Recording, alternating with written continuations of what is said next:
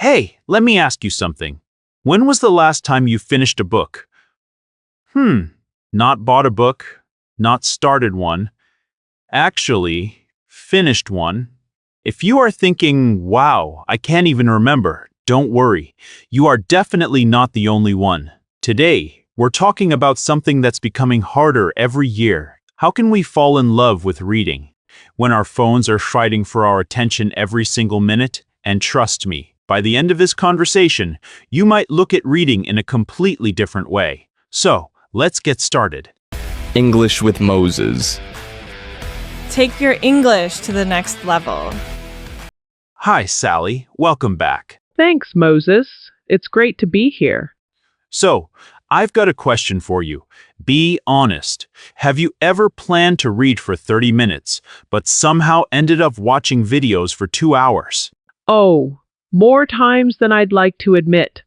I tell myself just 5 minutes on my phone, and then, suddenly, it's midnight. Exactly. I think we've all been there.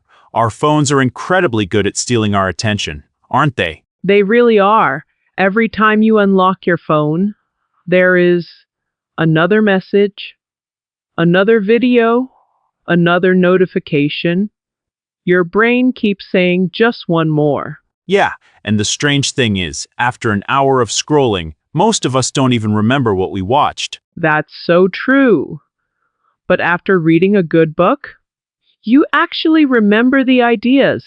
You remember the characters. Sometimes you even remember how the book made you feel. I like that. So, were you always a reader? Not at all. Honestly, I used to buy books because they looked interesting.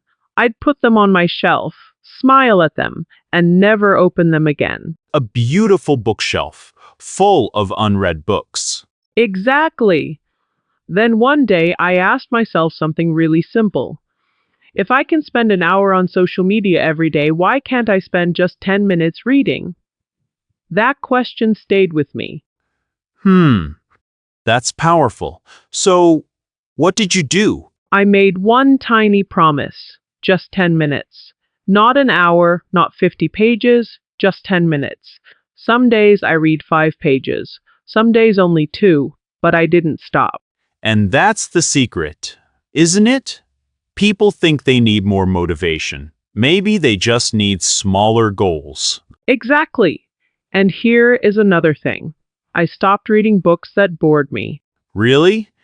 Most people think they have to finish every book. I used to think that too, but then I realized there are millions of books in the world. Why spend weeks reading one you don't enjoy? Once I found books about real people, psychology, travel, and personal growth, reading stopped feeling like homework. It became something I actually looked forward to. I love that. Maybe people don't hate reading. Maybe they just haven't found the right book yet. Exactly. Reading isn't punishment. It's discovery. Every book lets you borrow someone else's experience. You learn from people without making all the same mistakes yourself. Wow, I've never thought about it like that.